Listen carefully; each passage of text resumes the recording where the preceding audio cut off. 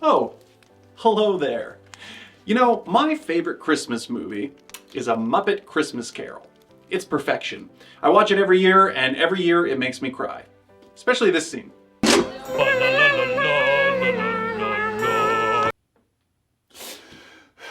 It just gets me, you know? The Family Man doesn't make me cry. Maybe tear up a little, but not cry. And it lives very, very far away from perfection, at least a 30-minute drive. I don't watch it every year, and I don't love it. But I really, really like it. See, back in the days of cable, before the days of streaming, or before the current day of streaming, in which streaming is slowly devolving back into cable, whenever The Family Man was on in December, which it inevitably was, I would always end up watching it. Could be 15 minutes into the movie, could be 45 minutes, didn't matter. If you take those half watches together, I've probably seen the flick at least 20 times. And this is despite the fact that I think it's pretty goddamn average. So why'd I watch it so much? Now the obvious answer is, it's a Nic Cage film. He's your favorite actor. Fair enough.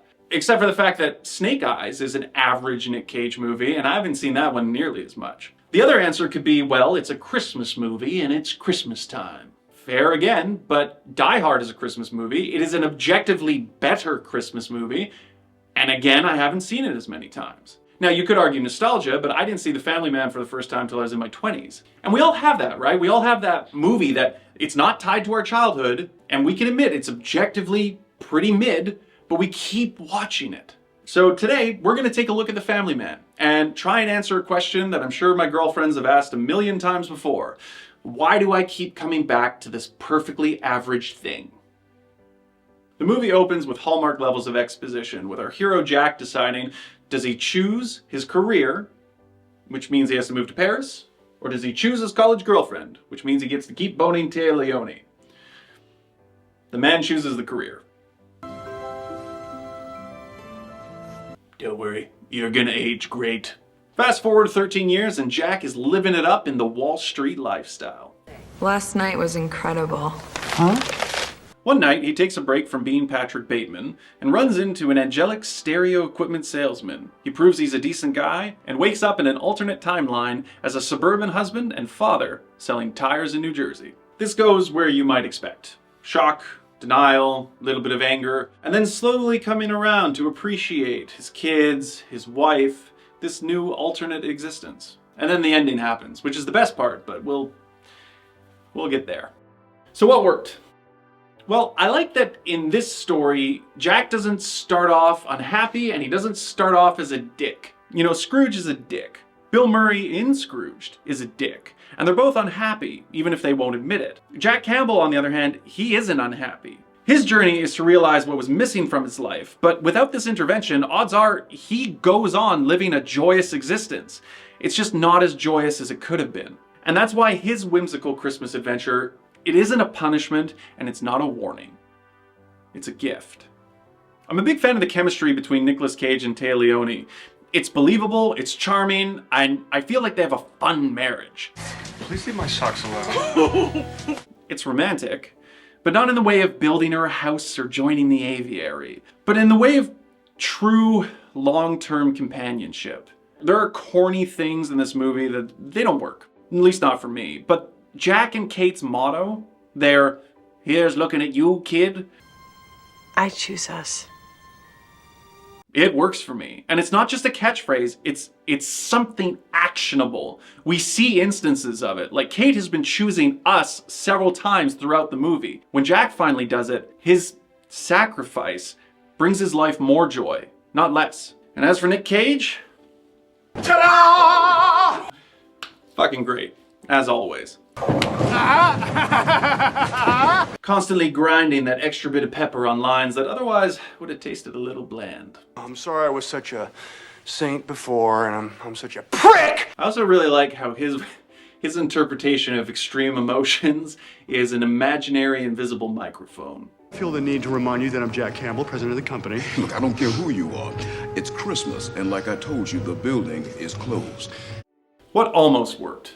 I both like and dislike the cake scene. You know, it's really cute and it's fun and it's Just the little bit of gross where it can still be adorable, or it would be if the cake was vanilla. But it's not.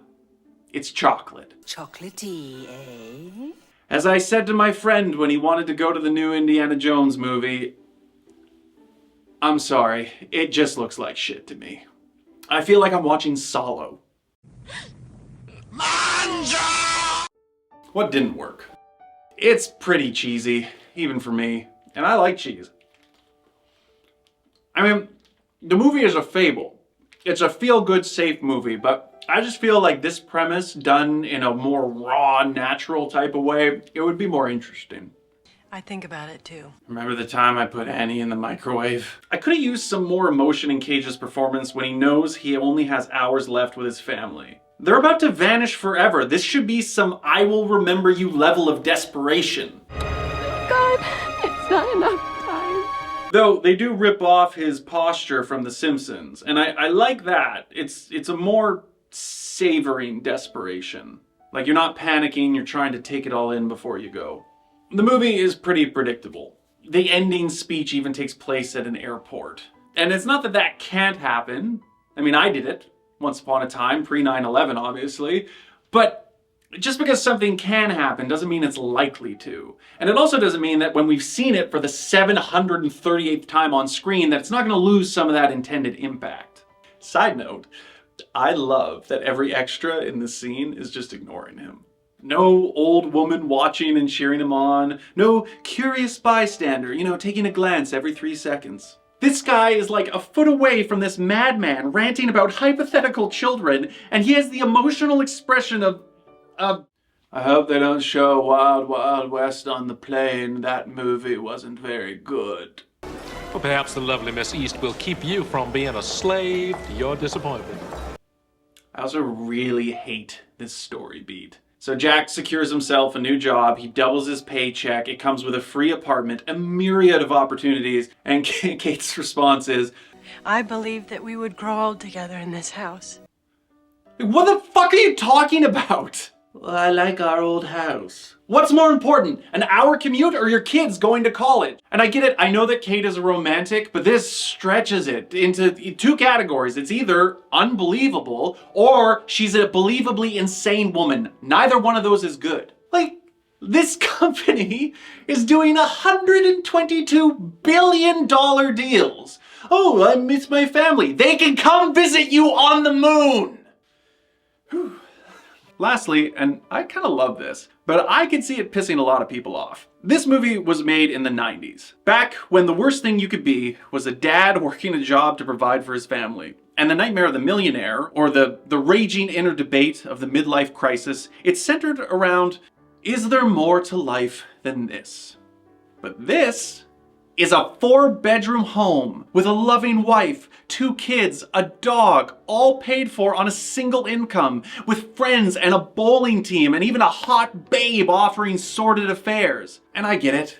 Yeah, I watched Mad Men. Your neighbor's wife's grass, it's always greener. It feels like the humdrum existence of the middle-aged at the time when this movie was made is now the goal. It is the great aspiration for the middle-aged of today. So I talked about some things I liked. I talked probably more about things I didn't like, but why the rewatchability? What connected? What transcended the technical aspects that annoyed me? Got 2 reasons. The first is the chemistry of the family, and especially Jack and Kate's relationship. When I was young, it struck me because it was the type of family I didn't grow up in, and also their relationship, that was the type of teammate love that I wanted for myself. I can forgive a lot about a story if I care about the characters. And now, I'm much older, and I have a life that I do quite like, but this sort of family, it didn't pan out for me. So it still hits an emotional punch, just from a different angle. Now, usually, in any story, there's some relatable emotion for me. So that's where we get to the second reason, and I think it's the most important one. To me, and I say to me because based on what I've seen online, not a lot of other people feel this way. To me, this movie is a tragedy. A brutal tragedy. The ending of the movie is Jack wakes up back in his old life, depressed. He finds Kate, who is single and contrivedly moving to Paris that very evening. He runs through the airport, makes a big speech, and she agrees to get a cup of coffee with him as the snow falls and the credits roll. Oh gosh, I just love happy endings. No. In It's a Wonderful Life, George Bailey is shown an alternate reality that's negative. He's ultimately glad that it doesn't exist. Scrooge is shown the past, which happened, the present, which is happening, and a future that he doesn't want to happen. He isn't shown his smiling, adorable children. Children that will never exist. The egg that would have been Kate's half of Annie is a rotting piece of cotton in a landfill somewhere, and the Jack half has likely taken up residence in some poor hooker's stomach. Forget the fact that all the memories of their marriage and their wedding and their friends and the family dinners, those are all gone. Even if they have kids now and live happy lives, these adorable kids, Annie and Josh, they do not exist and they never will. I'm sorry, I can't get over that. It colors what should be a hopeful ending and it just makes it a bittersweet one. Now, some people have argued that the other Jack, the family Jack, he gets transported to the Wall Street Jack's existence and spends his time banging broads in elevators and driving Lamborghinis. I don't know. There's nothing in the movie that supports that theory. I don't know. I think it works better as a temporary thing. Alternate reality, that's your interpretation, cool. But they call it a glimpse. It's a glimpse into a road not traveled, and one that he never can. You know, we humans, real life humans, we're lucky. We live in reality. We're a very, very good matrix, but we don't have to see the positive aspects of all the roads that we didn't take. And because the movie, it's so sentimental and it's so by the numbers in every other regard, it just makes that ending hit harder for me. You know, a good story will always leave an emotion in your brain, but a tragedy, that shit gets drove in deeper. I think that's why I like it so much. Merry Christmas, you filthy animal. And a Happy New Year.